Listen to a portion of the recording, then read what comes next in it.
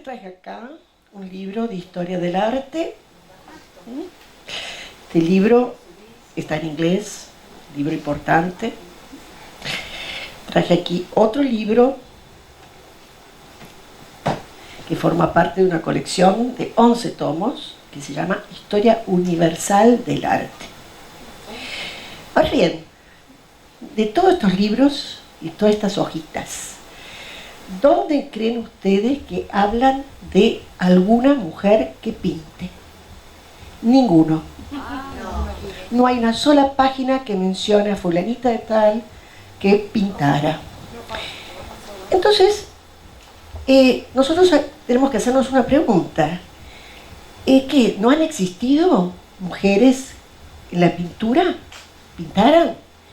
Bueno, esta misma pregunta que estoy haciendo, que ustedes también se la estarán replanteando y pensando, Frida Kahlo o algo por estilos más conocidas, se la hizo una señora que es doctora, o fue, ya falleció hace unos años, esta señora que está acá en la imagen, se llama Linda Nochlin. Linda Nochlin era doctora en Bellas Artes, o mejor dicho, en la carrera de Historia del Arte. Fue catedrática de una de las carreras más importantes dentro de la Universidad de Bellas Artes de New York. Y Linda, en el año 71, justamente publicando en una revista que se llamaba Art News, se hace esta pregunta: ¿qué? ¿No han existido mujeres en el arte? Bueno, y de ahí va a hacer esa pregunta, y vamos a decir, la pregunta es la entrada a la nota que ella escribe referente a este tema, y llega a la conclusión de que no hay, que para poder entrar en uno de estos libros de arte hay que ser blanco, ser pudiente y ser hombre. Entonces está ahí dentro de los libros de arte. Así que por eso ninguno de estos libros de universal, de historia del arte y todo eso, habla de los pintores chinos o de los pintores negros. No entran dentro de los parámetros. Así que Linda Nochlin va a ser la que dé el puntapié inicial para que se empiece a hacer un revisionismo histórico. Esto es 1971.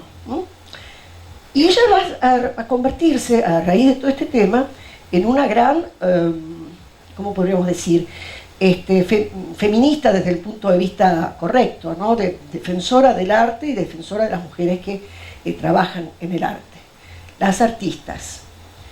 Y también hacer la diferenciación, ¿no? Porque si dice, bueno, las mujeres que pintan, no, si pintas sos artista, si lo diferencias de esa manera, estás haciendo también una diferencia a donde pones a la mujer en otro. No hay artistas masculinos y artistas femeninos, son artistas. Bueno, ahora otra pregunta que nos tenemos que hacer es: ¿desde cuándo pintamos? ¿A ustedes se les ocurre alguna fecha, alguna idea de cuándo empezamos a pintar las mujeres? Las mujeres, sí. Las mujeres. Desde siempre. Bueno, la respuesta no nos va a venir de la historia del arte, sino que nos va a venir de la biología y de la antropología. En el año 2002, un biólogo de la Universidad de Bristol de Inglaterra observó que los dedos de las manos, en el caso de las mujeres, el dedo índice y el dedo anular son iguales, tienen el mismo largo. En cambio, en los hombres, el dedo anular es más largo que el índice. Esta cosa que parece una pavada, muy importante, la va a retomar nuevamente, este proyecto lo va a retomar en el 2012, un antropólogo de nombre, un profesor de la Universidad en Pensilvania, el profesor Dean Snow. Y Dean Snow va a empezar a trabajar y va a conectarse con gente del ámbito de la computación, van a hacer un algoritmo, ¿no?, que se llama, y van a empezar a investigar. Y ahora vamos a empezar con las láminas. espero que todas puedan verla porque la idea mía era ponerlas acá arriba, pero empezaron a investigar las manos en las cuevas en España, en Francia, y empezaron con este programa de computación a trabajar y a medir todas las manos. ¿Y a qué resultados llegaron? Que entre el 50 y el 75% de las manos impresas o calcadas, ¿no es cierto?, en las cavernas, son de mujeres. Quiere decir que además de cuidar a los niños, mantener la fogata, ir a cazar, acompañar al marido, al hombre a cazar algún mamut por ahí, además de eso también nos dedicábamos a pintar. Esto estamos hablando 40.000 a 20.000 años antes de Cristo, porque estamos hablando del Paleolítico Superior, la última glaciación. Así que vamos a seguir, como ustedes saben, en la historia, no es lo que uno piensa, sino que es las evidencias que se van encontrando. Vamos a volver a encontrar evidencias de mujeres que pintaban, que eran básicamente retratistas, en el mundo griego. Y ahí vamos a enterarnos de estas mujeres a través de un escritor romano que se llamaba Plinio el Viejo, que en realidad escribió en el siglo I después de Cristo. Pero él hace una reseña de pintoras en la época griega. Había una que nació en el 550, también de padre pintor, porque en general casi todas, no todas, pero casi todas tienen la particularidad de que acceden al ser pintoras porque el padre tiene el taller o porque los hermanos eran los pintores o cosas por el estilo, ¿no? Así que vamos a tener varios nombres. Había una que se destacaba porque tenía una escuela de pintura, se llamaba Olimpia, Arastirasta, otra que se llama Anaxandra, hay otra que se llama Marcia, que es del año 100 a.C., y todas estas mujeres griegas van a quedar, ¿no es cierto?, asentadas en la historia gracias a Plinio el Viejo, que habla sobre ellas. Pero no solamente las menciona Plinio, sino que después nos vamos a encontrar más adelante con Boccaccio. Boccaccio es el escritor del Decamerón, no sé si lo recuerdan, pero que escribió muchísimos libros, y en uno de ellos habla de las mujeres griegas pintoras, y es muy gracioso porque hace una pequeña miniatura en el libro donde imagina a Marcia, en este caso, pintando un autorretrato, pero vestida con vestimentas de la época medieval, la época del 1300 escribía Boccaccio. Pero en realidad esta miniatura está hecha en el libro donde Boccaccio menciona a las mujeres griegas pintando. Bueno, después de eso pasaremos a otra etapa donde vamos a encontrar recién en la época del Alto, Edad Media, nuevamente datos de las mujeres en el arte. Y vamos a hacer un poquito de memoria. Estamos hablando del medievo, siglo X, XI, XII, ¿no? El medievo alto. En esta época, básicamente, la vida se realizaba en los conventos y los monasterios. Así que los que tenían acceso a la cultura, evidentemente, van a ser monjas, monjes o curas, ¿no?, como llamemos. Y recordemos que en los monasterios se llevaba a cabo el tema de la traducción y el traslado de todos los libros a papyrus, prácticamente, es decir, de todo el cuero, a donde se escribía.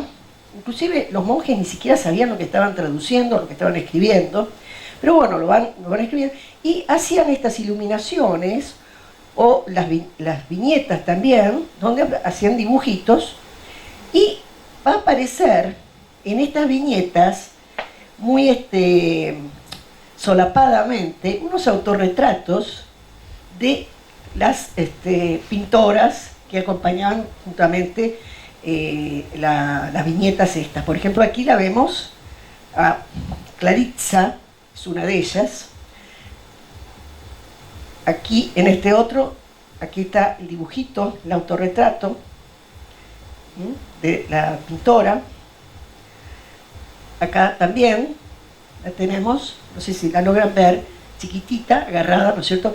Y acá tiene una escritura en latín, ¿no es cierto?, donde dice esta monja pecadora que es la que pinta, una cosa por el estilo, riéndose de ella misma, que es pecadora.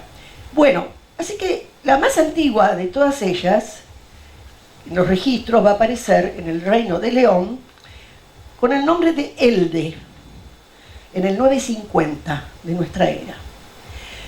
Así que las vamos a ver también con autorretratos en las páginas, ¿no es cierto?, de estos libros hechos de pergamino en aquella época todavía. Y después saltaremos recién a la época... perdón, les voy a decir, hay varios nombres que salen. Uno es Claritza, otro es Guda, que era una monja alemana. Después está esta otra monja que les mencioné, que es la que está más antigua en el registro, en el 950, que se llama Ende, española. Y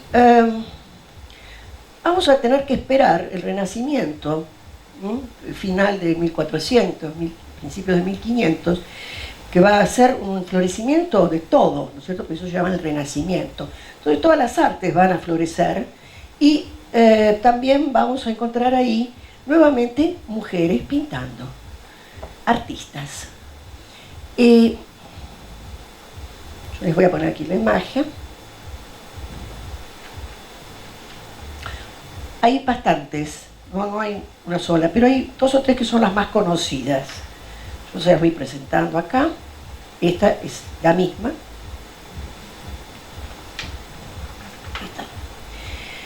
Esta señora que está aquí, que se da el gusto de hacerse un autorretrato, colocando a su profesor aquí como que la está pintando, pero que igualmente ella sigue siendo la dueña del cuadro y la estrella ahí en el medio, ¿no? Y propuso a él como... es nada más y nada menos que Sofonisba esperen que es un nombre difícil. Sofonisba, el año pasado me pasó lo mismo, Arwinsola.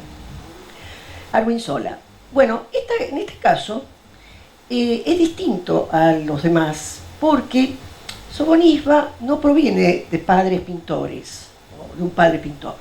El caso de ella vive en la ciudad de Cremona. Sofonisba va a tener un padre comerciante bastante rico y que tiene 6 hijas y un solo varón. Entonces a todos sus hijos les dio muchísima educación, muchísima cultura, y entonces las inculcó que pintaran, que tuvieran distintas actividades. Así que Sofonisba va a dedicarse a la pintura. Y su papá, un tipo bastante inteligente, ¿qué hace? Hace propaganda de su hija. Y así como consigue vender los cuadros de sus hijas, porque tenía otra hija que también pintaba, que fallece, la otra hermana. Y bueno, la cuestión es que logra introducir a esta hija en la corte, a través del duque de Alba, en la corte de Felipe II en España. Y Sofonisba va primero a ser una dama de compañía de Isabel de Valois, de la tercera mujer de Felipe II, de las 4 que tiene Felipe, de la tercera. Entonces, como dama de compañía, que en esa época era mucho más honroso ser dama de compañía que ser pintor, porque realmente la pintura en esa época estaba considerada como una artesanía. Los pintores todavía, recién para la época de Velázquez y todo eso, es donde el pintor empieza a tener un poco de valor como un artista verdadero y no como un artesano. Entonces ella empieza a darle clases de pintura a Isabel de Valois, y además la empieza a retratar. Pero no tenía taller propio, tiene que trabajar en el taller del que es el pintor preferido de Felipe II, que se llama Coelho, Sáenz Coelho.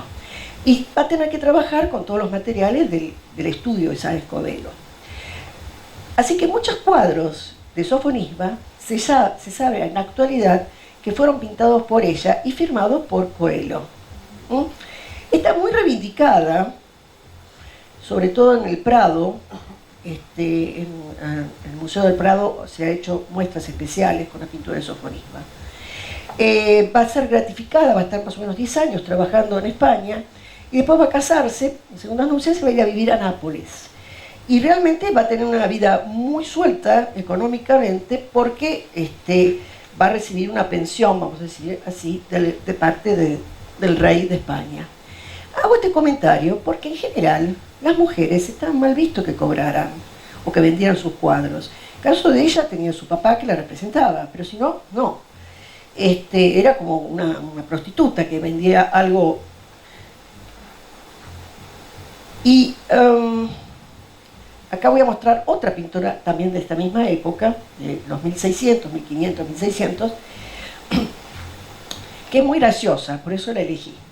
Ella vive en Bruselas, se llama Carla Peters. Y yo les comentaba que una de las cosas que hacían las mujeres eran autorretratos. Entonces ella se autorretrataba en los objetos que tenían brillo. Entonces, si uno mira bien, acá en cada una de estas agujeritos, o no son agujeritos, son marcas que tiene la platería, y tienen una reproducción de una carita de ella. Por ejemplo, acá también. Es muy simpático. El autorretrato en el tema femenino va a venir porque estaba prohibido totalmente el tema de hacer imágenes de hombres.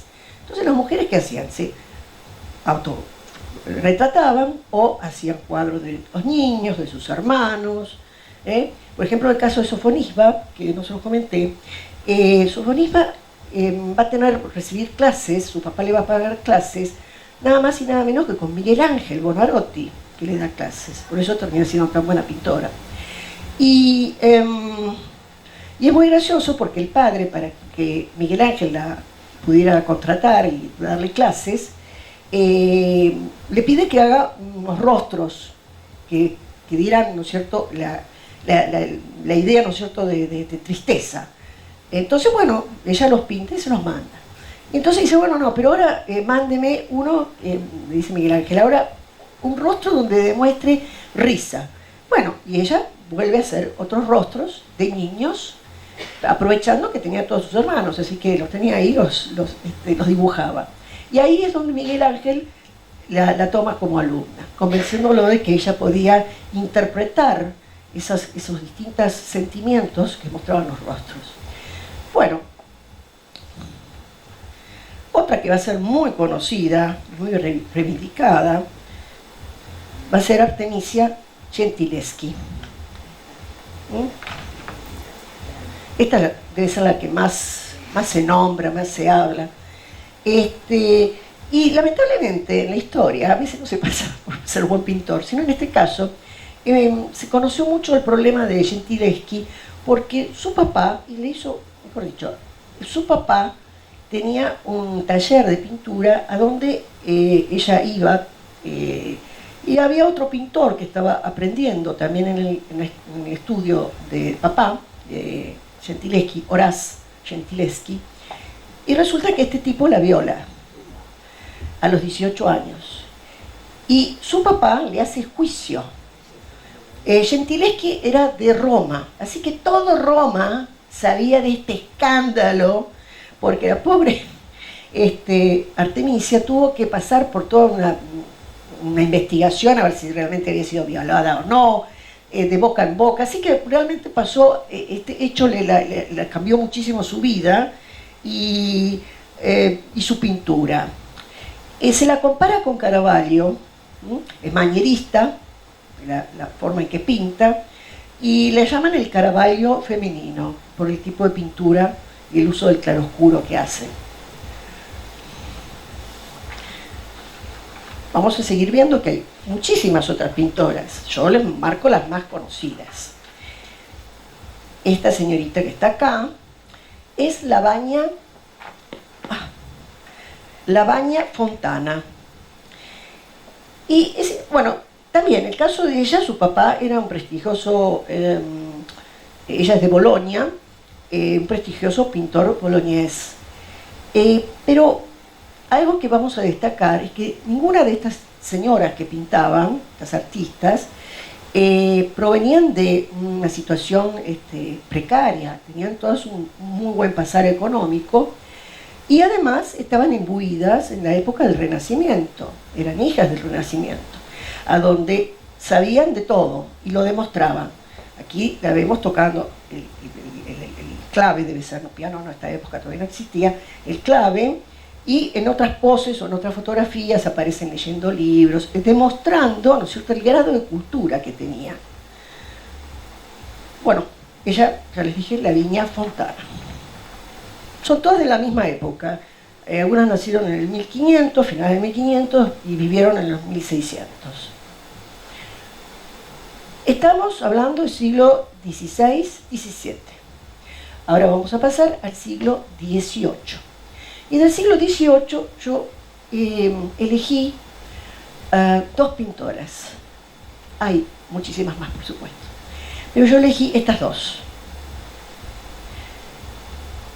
Ella es Marguerite Gerard. Acuérdense el autorretrato. Siempre son ellas las que están en las imágenes.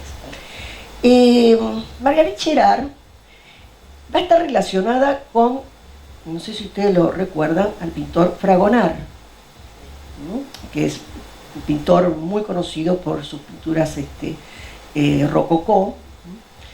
Y Marguerite va a ser soltera, pero va a tener una hermana que se casa con Fragonard. Así que va a quedarse a vivir en la casa con su hermana y durante muchísimos años ella va a trabajar en el estudio con su cuñado y van a pintar muchísimas obras. Se dice que Fragonard, muchísimas de las cosas que hacía ella le ponía después la firma a él, ¿no? Cosa que ocurría, incluso en el caso de las italianas que vimos antes, pasaba lo mismo, había muchísimos cuadros que convenía que lo firmara el padre, porque era más valioso el cuadro firmado por un hombre que por una mujer.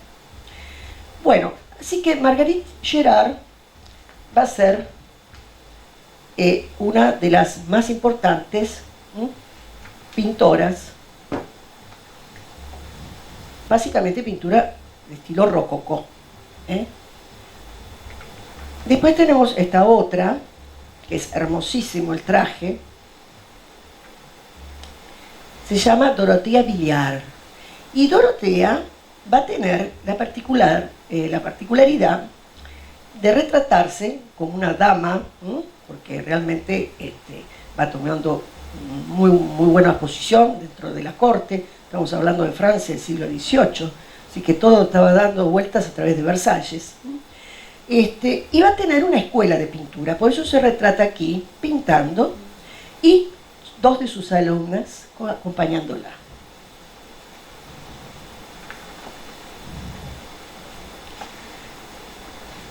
La otra gran pintora del siglo XVIII va a ser Elisabeth Vigée-Lebrun. Este es un autorretrato de ella, una mujer hermosa. Tiene el marido también pintor. Y gracias a eso, el contacto de su marido entra en la corte.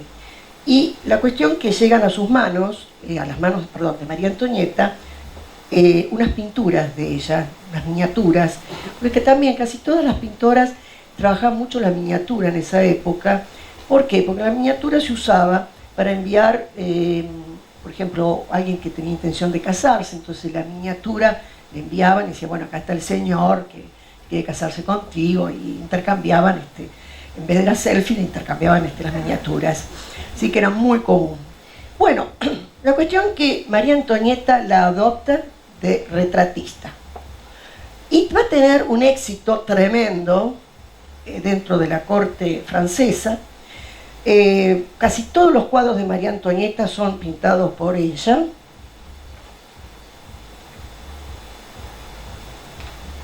Miren la belleza, cómo pintaba. ¿Usted ve bien? ¿O gustaría? ¿Sí? Porque no puedo dar vuelta. Bueno, la cuestión que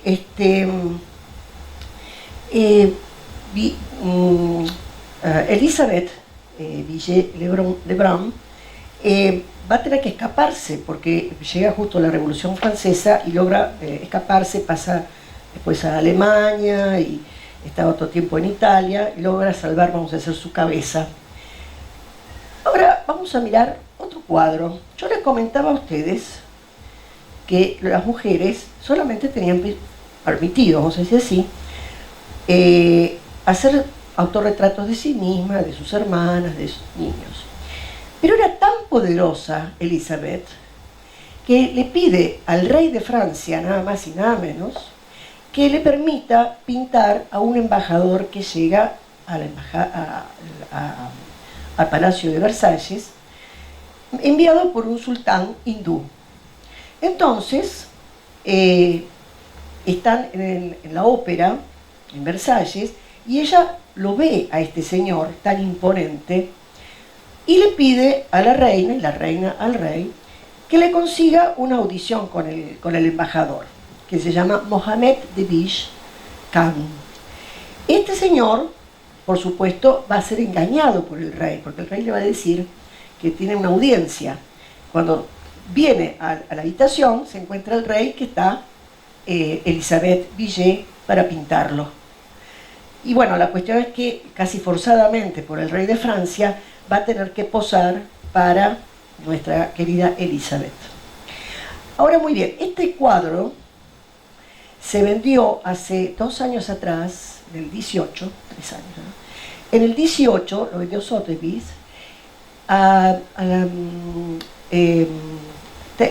¿cómo se llama? La galería de Londres, el Museo de Londres, el National Gallery, en $7.200.000. Así que, evidentemente, las cosas buenas se pagan, ¿no? Bueno, les comentaba que ella logra huir, pero ya después el prestigio y la fama que tenía como pintora en la corte no lo tiene, ¿no? Lo pierde. Ahora vamos a pasar del siglo XVIII, vamos a pasar al siglo XIX, donde vamos a tener la Revolución Francesa, vamos a tener grandes cambios dentro de la sociedad, muchísimos cambios, porque el establishment, ¿no es cierto?, del siglo XVIII, con la Revolución cambian totalmente todos los roles, e inclusive vamos a tener no solamente la Revolución Francesa, sino también va a tener los efectos de la Revolución Industrial. Entonces las cosas van a cambiar bastante. Yo de aquí tomé también, creo que 2 o 3 pintoras. Seguimos siempre con el mismo problema, la pintura siempre de mujeres. Estaba prohibido, es decir, ellas podían ser modelos, pero no podían pintar hombres, menos desnudos. Bueno.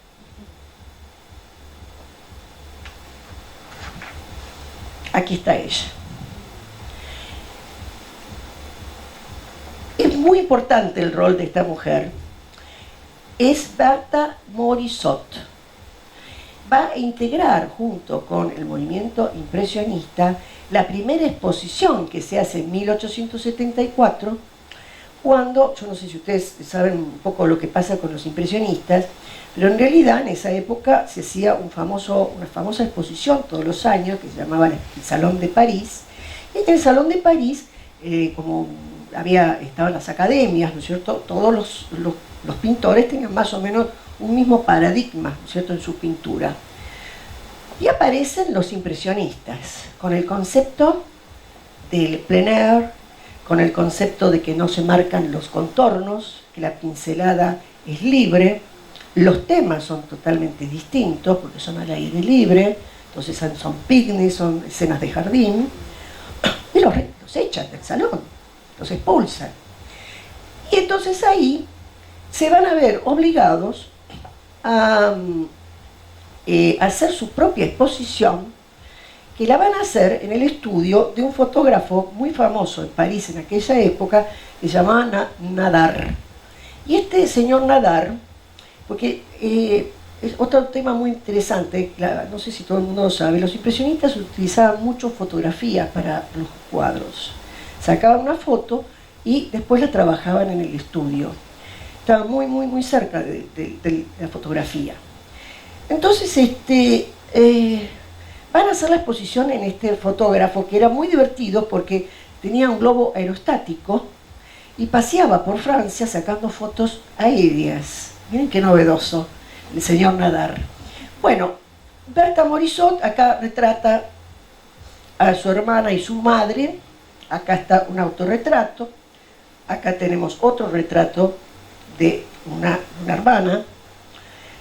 Fue considerada, les comenté, que le permitieron exponer al mismo tiempo de los impresionistas. Es decir, ahí estaba Renoir, Monet, todos los número uno de los impresionistas.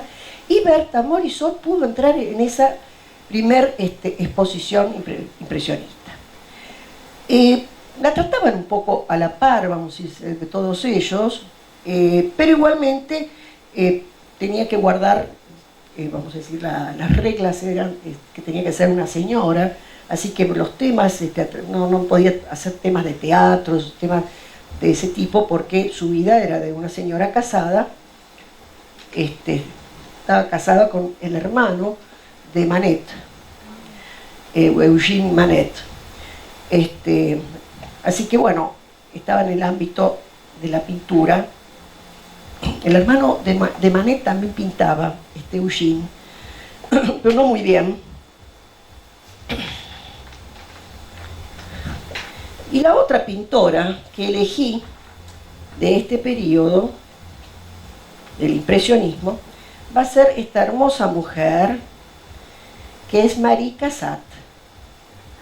En realidad el nombre entero es Marie Stevenson Cassatt.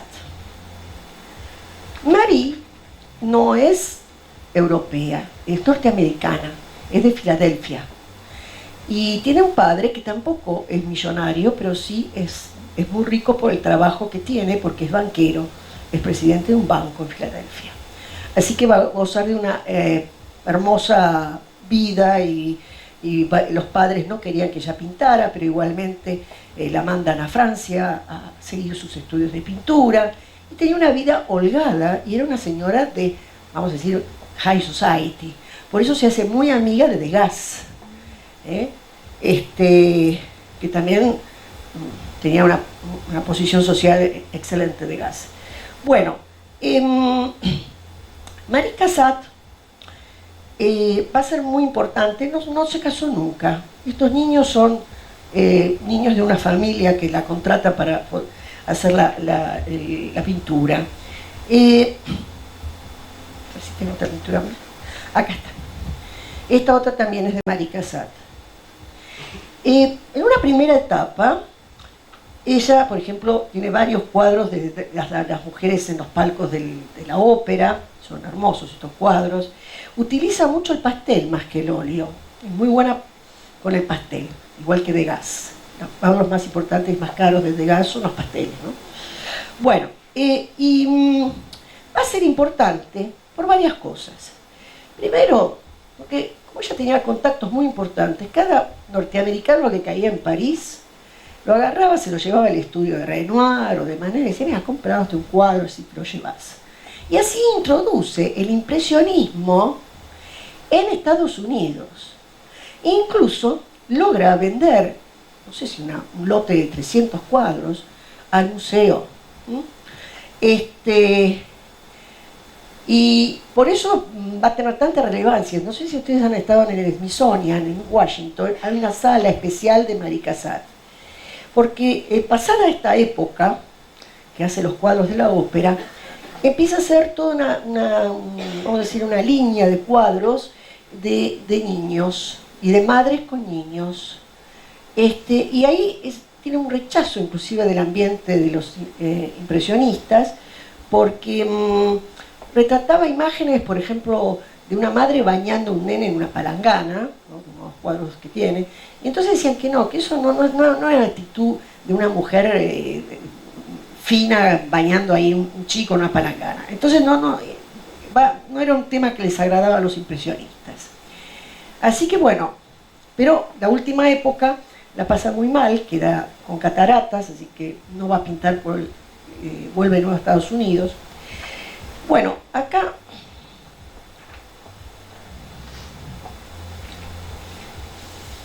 perdón el tiempo que pierdo, pero yo trabajo con otro tipo de imagen, pero bueno, nos hemos adaptado. Acá lo que les decía, ¿no? Todas estas pintoras van a tener que pagar clases privadas, porque no eran admitidas en ninguna escuela de pintura. Así que las escuelas inclusive tenían una distinción en las tarifas. A las mujeres les cobraban más caro para poder enseñarles, ¿eh? Siempre, acá vemos una escuela de pintura, ¿sí?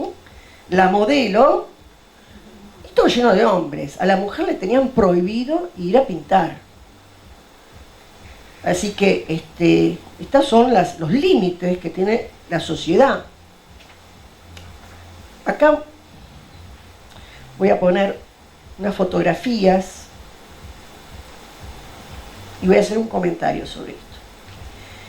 Estas imágenes, que son bastante feas, pero bueno, así están en el libro. Están en el libro de Rodin. Es Camille Rodel, que fue conocida como amante de Rodin. Y aquí la vemos trabajando en una escultura. Y en muchos casos, esto es una cosa que también lo dice Linda Nochlin en sus observaciones, que las mujeres, cuando hablan de las mujeres, ay sí, porque las mujeres tienen una sensibilidad especial para pintar. Y entonces Linda Nochlin dice, no, ¿por qué sensibilidad especial? ¿Pintan o pintan? No, porque también hay hombres que tienen una sensibilidad especial y hacen, ¿no? Entonces, justamente, da de ejemplo el caso de Camille Rodel, que trabajaba en el estudio de Rodin y que hacía este tipo de esculturas y no tenía ninguna mano, vamos a decir, especial, con sensibilidades especiales, ¿no? Notan lo que quiero decir, ¿no? Como que siempre nos desprecian un poquito, ¿no? Con Rodin ya nos introducimos en el siglo XX. Si las mujeres en el siglo anterior, yo les comentaba que los hombres iban a, por ejemplo, Toulouse-Lautrec y todos ellos iban de parranda todas las noches, y Renoir, todas esas imágenes que tienen de las prostitutas en Le Folies Bergère, en esto y lo otro. Bueno, las mujeres eso no podían hacer, así que sus temas eran limitados. Ahora, en el siglo XX, las queridas señoras empiezan a darse cuenta que tienen que ser más atrevidas, que tienen que romper con estos lazos sociales y van a tener un cambio en su actitud y van a ser más atrevidas y van a romper con todas esas cosas, van a fumar. Ustedes imagínense, por ejemplo, una Coco Chanel, para no hablar solamente de pintura. Coco Chanel fumaba, no quería casarse, andaba con un tipo, al otro le ponía el negocio, no se andaba con chiquitas. Y bueno, lo mismo en la pintura, ¿eh? Todas estas mujeres han sido tremendamente atrevidas.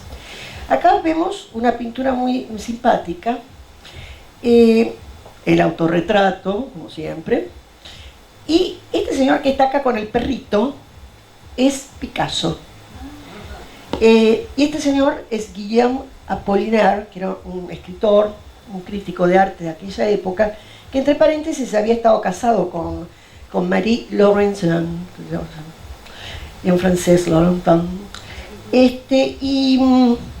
Sí que ella hacía muchos cuadros, así con este tema de reunirse, porque era París en esa época, así era el centro, ¿no es cierto?, de la bohème, de todos los pintores. Y entonces, bueno, ella andaba en todos estos grupos, y se pintaba siempre con otros pintores y con toda la gente que ella frecuentaba.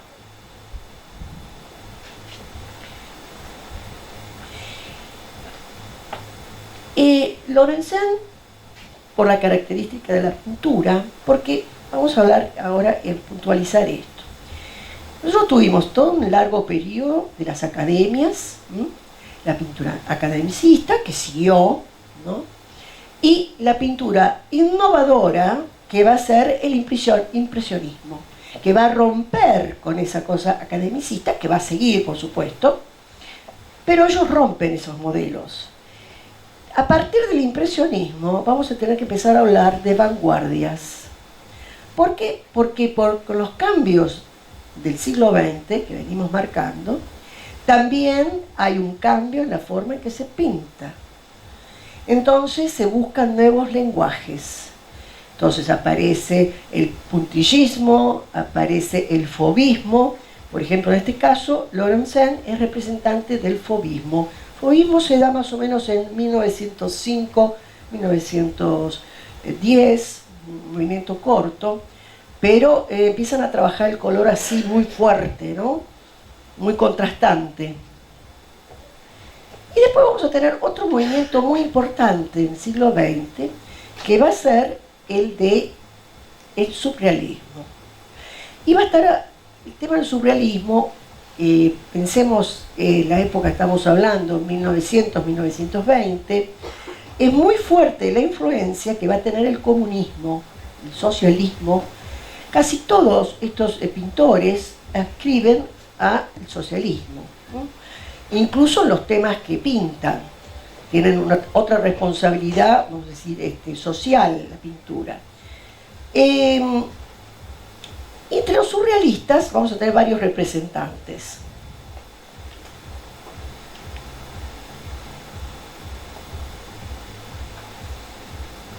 Bueno, las voy a poner juntas. Son dos pintoras distintas, pero van a tener el mismo marido. Así que si compartieron el mismo marido, ¿por qué no ponerlas juntas? Bueno, las dos, aparte las dos son muy graciosas. Dorothea Tanning murió ahora en el 2002, con 101 años. Y esta, que es Leonora Carrington, también vivió 98 años. Fueron muy longevas. El único que se murió antes fue, sí, Max Ernst, que era el pintor alemán, uno de los iniciadores de la pintura surrealista. Bueno, esta es una pintura muy típica de Carrington. Por supuesto es surrealista, cada cosa tiene un significado en la pintura. Por ejemplo, las columnas, o mejor dicho, estas cortinas doradas, es como que representa una jaula, como que ella está enjaulada, que su sueño es ser el caballo blanco, por eso también la composición con los pantalones blancos, como que es ella la que quisiera estar afuera y no dentro de esa jaula. Porque, ahora les voy a comentar, me estaba olvidando de contarles aspectos de su vida. Leonora Carrington era una mujer de altísima posición económica inglesa. Pero resulta que reniega de su riqueza, reniega de todas las cosas que su familia le daba. Después lo conoce a Max Ernst, se va con él a vivir a España, porque también había, como Picasso y todo, también había España en esa época era un centro también atractivo cultural, no solamente París. Y en un momento, durante la época de la guerra, como Ernst era judío alemán, lo persigue la Gestapo. Así que ella se queda sola, huye y le entra un estado de depresión muy grande. La cuestión que el padre y la madre la internan en un manicomio por 3 años.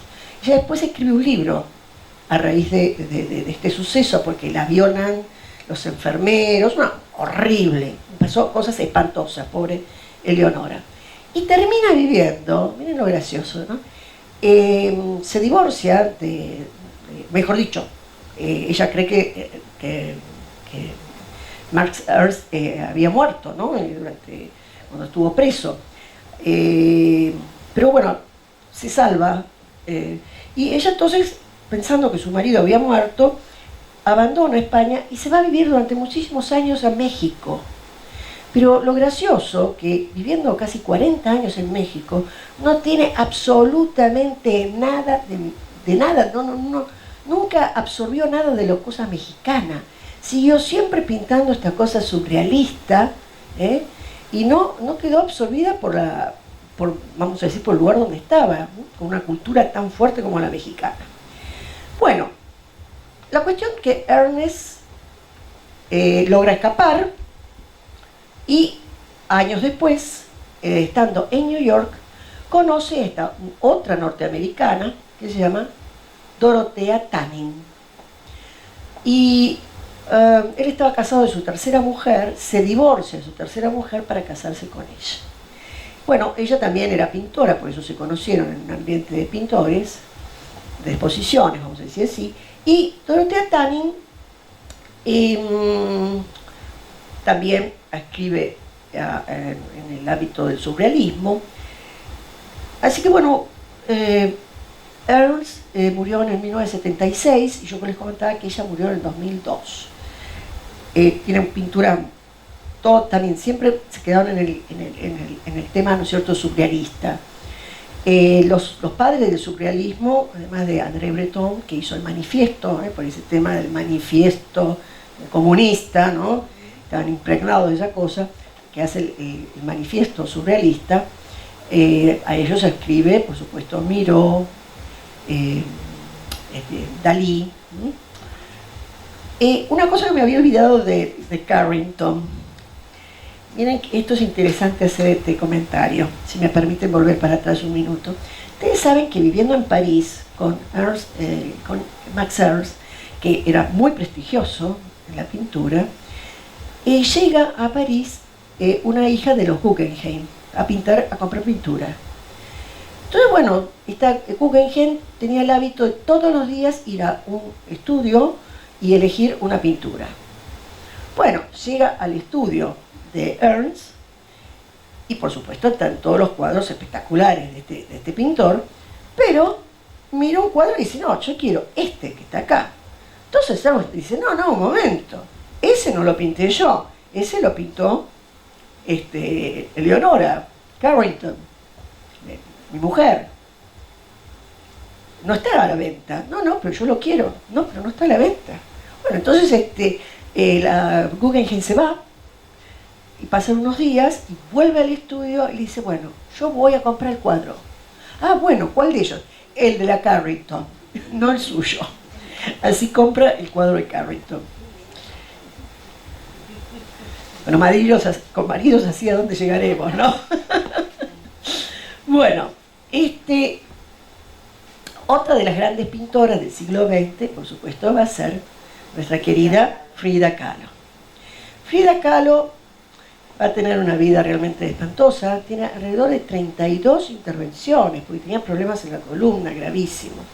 Aparte tenía el problema de perdía, abortaba naturalmente, y no puede tener hijos. Acá, por ejemplo, en esta pintura, también surrealista, aparece todos estos problemas, ¿no es cierto? El aborto, la pérdida del niño, ella en la cama, con la sangre. Así que bueno, va a ser muy importante también. Ustedes saben que como mexicana, va a ser la primera mujer mexicana con un cuadro colgado en el Museo de New York. Así que hay que tener talento, ¿eh?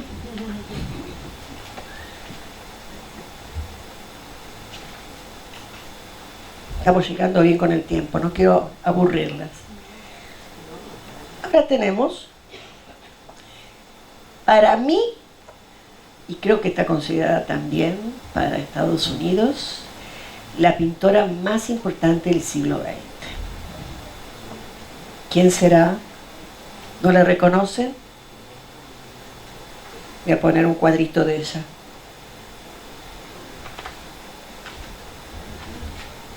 ¿No reconocen las flores? Sí, Georgia O'Keeffe. Sí, también. Georgia O'Keeffe tuvo una larga vida también, y muy fructífera. Nosotros creo que conocemos de ella esta cosa de las flores, que también las flores se nota que son flores, pero tienen una abstracción, no es una flor pintada así, calcada, sino que es algo que es abstracto.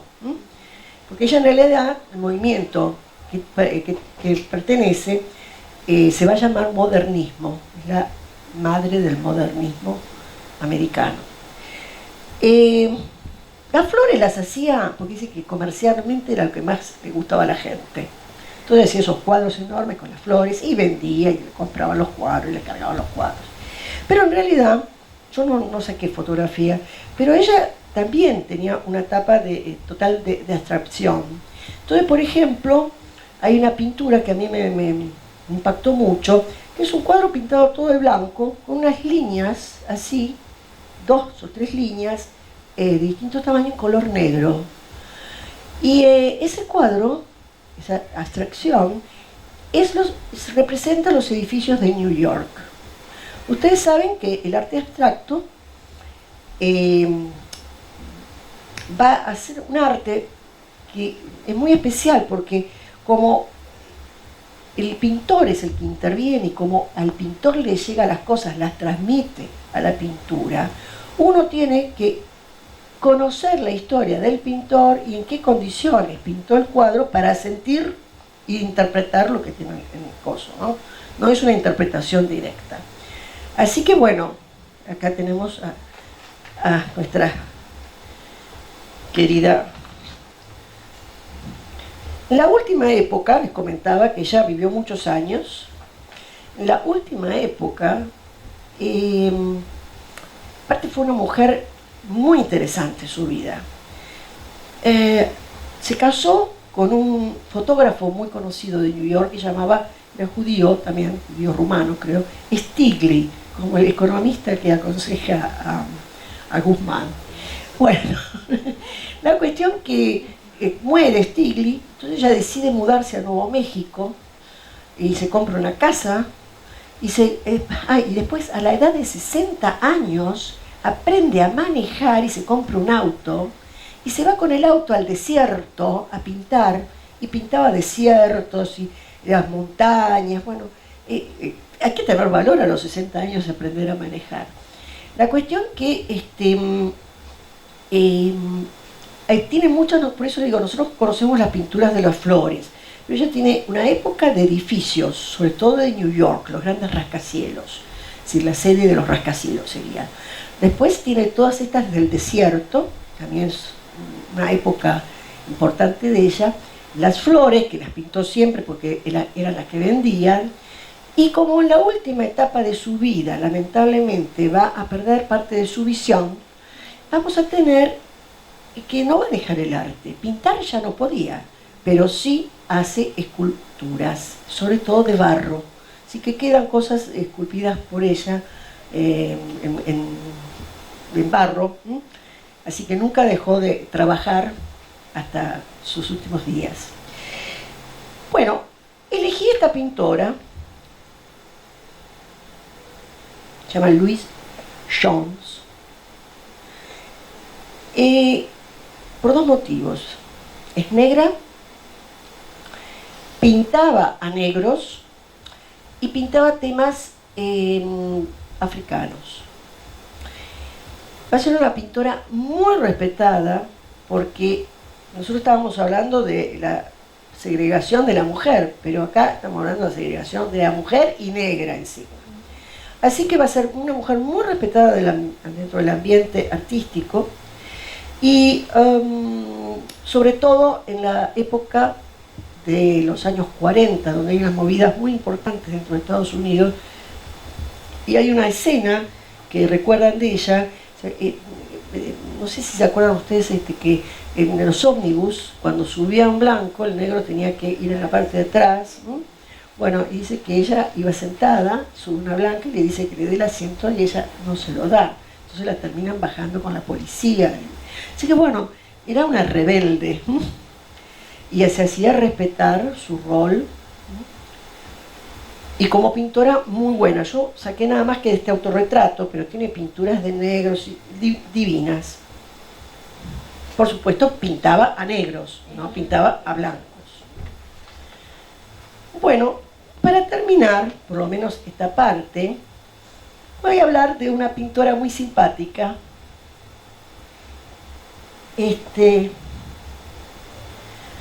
Es Mo Louise. Se hizo una película con la vida de ella, que trabaja el divino Ethan Hawke. De paso, se la comento. No está en Netflix en este momento, pero estuvo. Esta pintora es canadiense, vivió en Nueva Escocia. Era la verdad una vida muy triste, porque sufría de artrosis, una artrosis degenerativa, así que a medida que iba envejeciendo cada vez quedaba más postrada. Ya en la última época apenas podía tomar los pinceles. Bueno, fue despreciada por sus padres, se murieron, quedó el hermano también la echa, vende la casa de los padres, y ella se tiene que ir a vivir con una tía. Por supuesto, la tía también la trata pésimamente mal, y al final termina como una especie de sirvienta en la casa de un señor que era pescador, que vivía en el medio de la soledad absoluta, y que pescaba y vivía de la venta de pesca. Durante mucho tiempo, ella hacía postales, sobre todo navideñas, para la época, ¿cierto?, que le mandaban las postales, ¿no? Maudie, esa película. Maudie, sí. Sí, yo la vi. Ella es M-A-U-D, buenísima, ¿no? Bueno, aquí está la foto de la verdadera pintora, ¿eh? Y en toda su vida tan triste y tan lamentable, porque también le roban a su niño, le dicen que nació el bebé, estaba muerto, en toda su historia triste, ella en cambio veía la vida con una tonalidad con flores, con colores, y va a ser muy famosa. Acá está. Nixon tenía cuadros de ella. Y acá está el tipo de pintura que es decir, ese tipo de pintura que conocemos como arte naif, ¿eh? Estos dibujos como niños. El iniciador del arte naif es Henri Rousseau, pero a fines del siglo XIX. Aquí Louise, pobrecita, era una autodidacta, como también Frida Kahlo era una autodidacta, ¿no? Así que dibujaba lo que veía, sus paisajes ahí con nieve, en esta Nueva Escocia canadiense.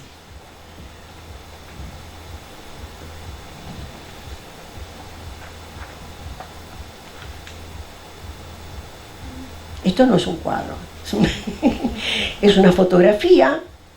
Son unas señoras con máscaras de gorila.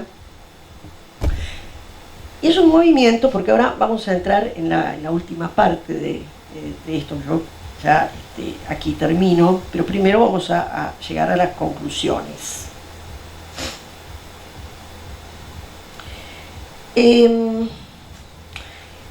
Por más reconocimiento que tengamos nosotras, las mujeres en la pintura, ¿no?, y también en el trabajo, siempre pasa lo mismo, los hombres cobran más sueldo que las mujeres, siempre existió estos temas. Los cuadros de las mujeres no están valorizados de la misma forma que los masculinos. ¿De dónde surge? Porque hasta ahora hablamos de este tema de que no aparecemos en los libros de historia del arte. ¿De dónde surge este tema? Este tema va a aparecer porque ya Boccaccio habló de las mujeres, ¿no? Tuvimos escritores que se ocuparon de las mujeres que pintaban. Pero en el siglo XIX, en ese paradigma tan estructural que era el siglo XIX, se va a dar para 1790, 1819, 1817, por ejemplo, es la creación del Prado, empieza a darse el tema de los grandes museos. Y con la creación de los grandes museos se da el tema de hacer la historia del arte. Y de ahí también tenemos el tema de la periodización que se hace de la pintura. Ahí es donde vamos a tener un Jacobo Burckhardt que va a hablar del Renacimiento. Como hablábamos el año pasado en mis clases, los renacentistas no sabían que vivían en el Renacimiento. Es un nombre aplicado en el siglo XIX de cómo se divide la pintura en manieristas, esto, lo otro. Toda esa organización del mundo del arte la realizan estos Jules Michet, en Francia primero, y después también va a estar Butcher, a donde hace esta priorización. Entonces, Giorgio Vasari, pero Giorgio Vasari era del siglo XVI, también habla del Rinascimento. La cuestión es que se prioriza, y en esa historia del arte, con el concepto del siglo XIX, las mujeres no pintaban, listo, basta. Los únicos que entran en la historia de la pintura y de los grandes maestros, como tiene hay un libro famoso de Giorgio Vasari, que habla de la historia, el biógrafo de Leonardo da Vinci, donde dice los grandes maestros, ¿no? Entonces ahí está Botticelli, Leonardo, pero las mujeres nada, en esta historia del arte no entraban para nada. De ahí que salimos de los libros, o mejor dicho, nunca estuvimos en esos libros. Nosotros pensamos que este tema es como que hace muchos años, pero no, la que dio el puntapié fue ella en el año 71, la que empieza a tratar este problema de las mujeres. El tema de la búsqueda del revisionismo histórico también se da después de estas fechas, donde se dice, ay, ¿dónde están las mujeres? Entonces se empieza a buscar biografía y todo ese tipo de material. Muy difícil a veces de conseguir, porque había museos, por ejemplo, en el caso de Sofonisba. Sofonisba tenía cuadros que ni siquiera los firmaba, y no están catalogados, entonces no se sabe exactamente.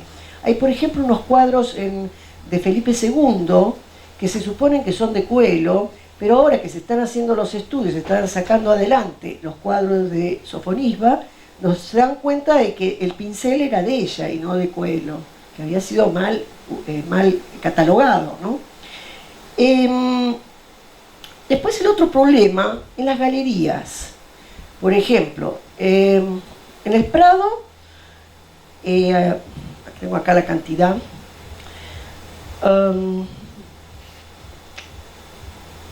por ejemplo, en el Prado solo hay más de 50 obras de Sofonisba. Hay solamente 3, ahora recientemente, colocados. En el año 18, recién se inauguró en Madrid una galería especialmente para Dorotea Tanin en el Museo de la Reina Sofía. En el año también 18, por ahí, en Japón, no en Tokio, en otra ciudad japonesa, se inaugura un museo llamado Marie Laurencin. Laurencin, no sé francés. Bueno, así que, por ejemplo, el Museo National Gallery tiene más de 2.300 pinturas expuestas y solamente 20 son de firmas de mujeres. Así que, ¿se acuerdan de lo que habíamos hablado de los pintores que fueron expulsados del Salón de París y que terminaron haciendo su propia galería? Estas señoras que están aquí, que son anónimas, por eso usan las máscaras, más o menos se contaban que eran unos 50 miembros, se llaman las Guerrilleras Girls. Y es un movimiento que aparece en New York, justamente porque no las dejan exponer dentro de una galería. Entonces ellas toman la lucha en sus manos, y entonces empiezan a aparecer con estas máscaras en exposiciones, tirando folletos, haciendo lío, para decir de que no podían, no les permitían poder exponer a ellas. Así que van a ser un movimiento, todavía existe este movimiento, empieza en 1985, no solamente están en New York, sino también en Londres, en París, en varias ciudades se extendió este movimiento de las Guerrilleras Girls. Y en la actualidad tienen unos problemas que atacan, no solamente el tema de la pintura, sino el tema del teatro y en el cine, la falta de roles para las mujeres. Así que en este momento llevan esas banderas. Bueno.